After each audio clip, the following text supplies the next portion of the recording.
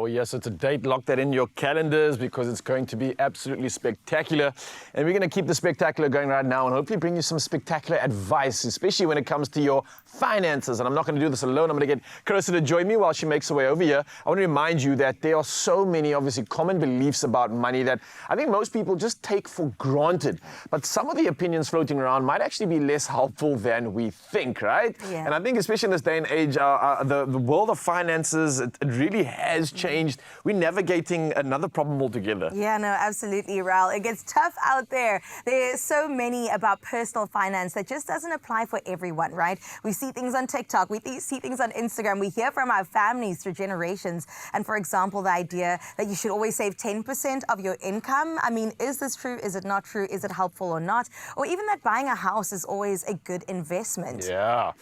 I might be stirring the pot a little bit. These are questions that I've seen have stirred up so many conversations, arguments even, and made some big fights come down. So I hope you're ready, Mzansi. This is what we're talking about, and I hope that you're maybe going to bring your thinking hat. So we're going to dive into some of these unpopular financial opinions, and I think the ones that definitely challenge the status quo. So I think the first one would be, what are some of the unpopular financial decisions and options that are out there? I don't know if you have any, but I was like kind of thinking about this and putting a bit of a list together just to kind of really think about what has changed so far.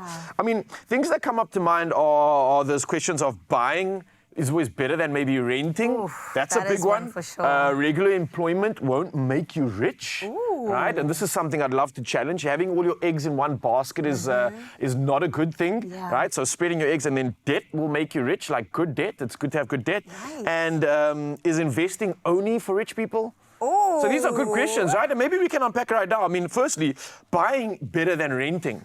That's something that everybody tells you, like, why are you wasting money on rent? Right. Just buy, You're find paying something. somebody else's bond off. Don't throw your money away. Exactly. But like, is that true? Do you see truth in this? I mean, I think it's true for some people, if that is a goal and ambition of you, and if you're able to do it. Because if you look at South Africa, for example, and where that breadline is, that's not a possibility for everybody. And I'm not going to put myself out just so that I can meet the standards of what everybody's saying is the truth. Yeah. Renting might be the better option for me. Or maybe I'm just not ready to, pull the trigger and buy a house. And I think the long-term commitment of buying something, especially if you haven't bought it in cash, means that you have a mortgage or a bond to pay off. 25 plus years. Literally for 25 plus years. And on top of that, if you haven't fixed your interest rate in, literally 1-2% interest change could result in 4,000 or 5,000 Rand extra needing to be paid on the bond. Sure. Where do you suddenly get that money when almost all of it is already going to expenses? Exactly. This means you might not have made a good decision.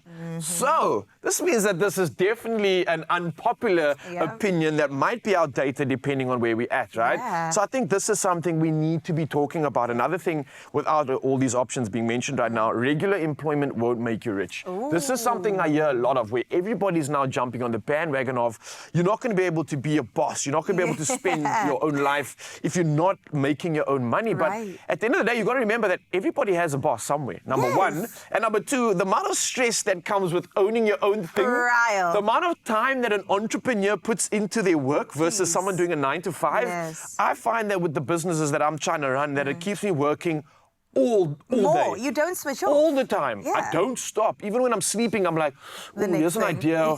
So you don't realize that it actually might be more of a detriment to your health, your wellness, and the time you get to spend. And sometimes you don't even become successful because of it. You just have more stress. And also, not everyone's an entrepreneur, and that's okay. If Yeah. you feel called to do that sort of thing, you can go ahead. And even if you're employed at the time, normally, I'm going to say quote unquote normally, and then eventually start your business, that's also okay. Everyone's path and journey is so different, and I think we need to respect each other. And I don't want to hear any of this, you're working for another boss and a 9 to 5 could never. No, a 9 to 5 could. It could pay those bills, and that's also definitely fine. Absolutely. Now listen, these opinions might not align with mainstream advice, right? But they really highlight that there's no one-size-fits-all approach to personal finance. And I think that's what this conversation's about. Absolutely. I'm so glad that we could unpack it right here, Mzansi, because the key is to challenge conventional wisdom and also figure out what really works for you at the end of the day. And don't be afraid to just get a little bit unconventional with your own financial journey.